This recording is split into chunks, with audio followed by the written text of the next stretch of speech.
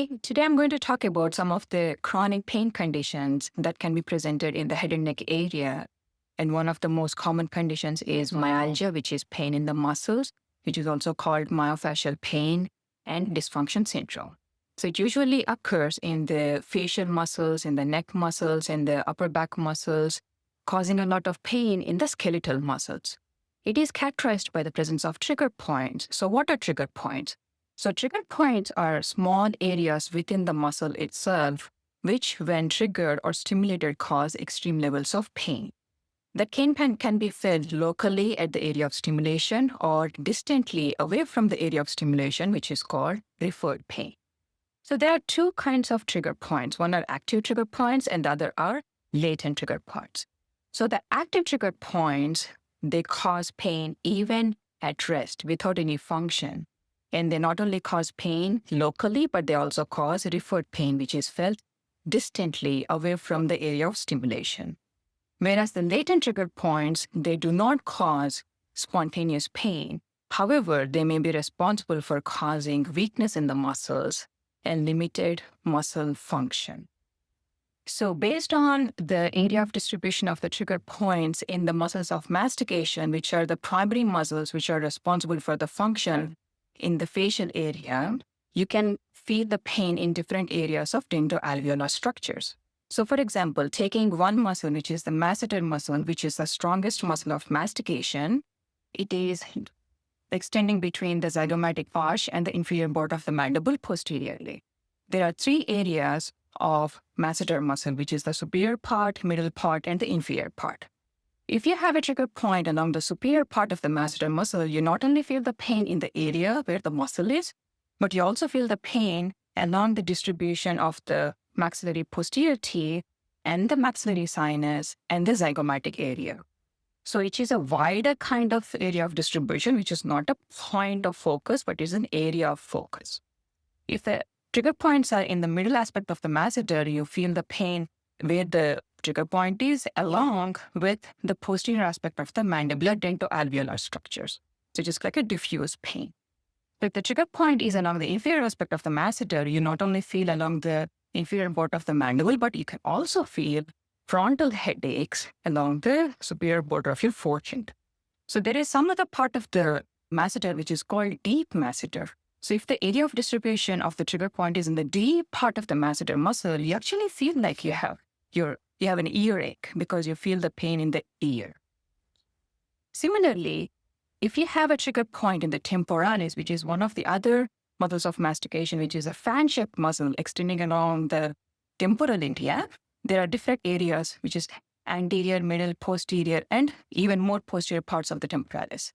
So based on the area of distribution of the trigger point, you can feel the pain along the anterior part of the maxilla, middle part of the maxilla, posterior part of the maxilla, along with feeling the pain in the head, which can be felt as headache.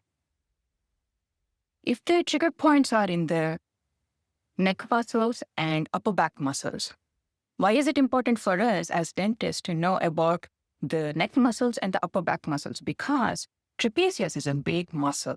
And depending upon the trigger point in the distribution of the trapezius muscle, you not only feel the pain in the upper back area, but you also feel the pain that is referred to the ear, to the back of the head, which is felt as headache, and also in the frontal and the temporal area, which can be felt as headache as well. And also it can be referred to the posterior part of the mandible, which is where you feel pain in the deep part of the posterior jaw of the lower jaw.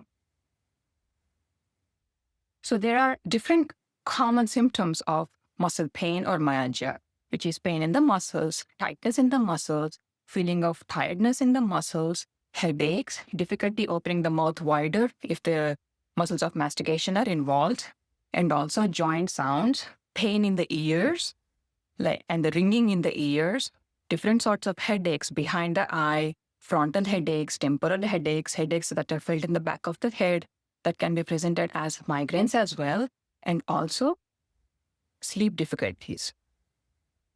The most common modalities of treatment include passive stretching, icing, heating, also using certain pain medications like Tylenol, Celebrex, meloxicam, Also using certain medications like muscle relaxants, like cyclobenzaprine, baclofen, and sometimes TCS, tricyclic antidepressants like nortriptyline, amitriptyline can be helpful too. Also, the other area of treatment is trigger point injections. So trigger point injections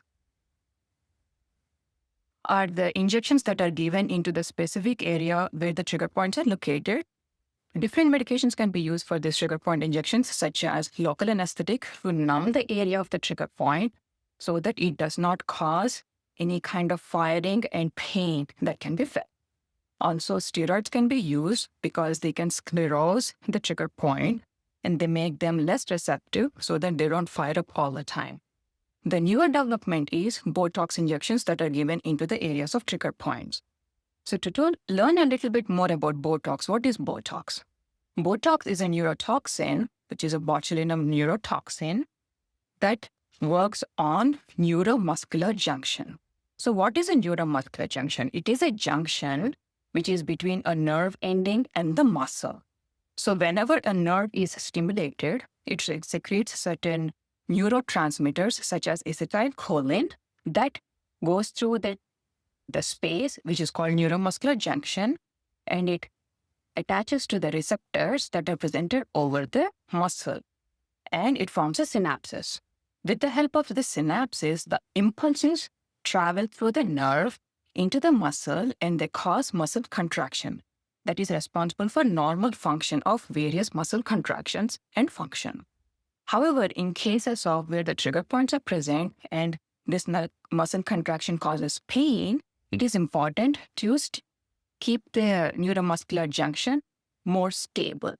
So the neurotoxin, which is the Botox, when administered into the muscle, it blocks the release of acetylcholine at the nerve ending, so that when there is no acetylcholine, no synapses is formed, the signal is not transferred from the nerve to the muscle, so the muscle does not contract. Indirectly, we are giving an opportunity for the muscle to relax, to help with the tightness, to help with reducing the pain intensity and the pain severity.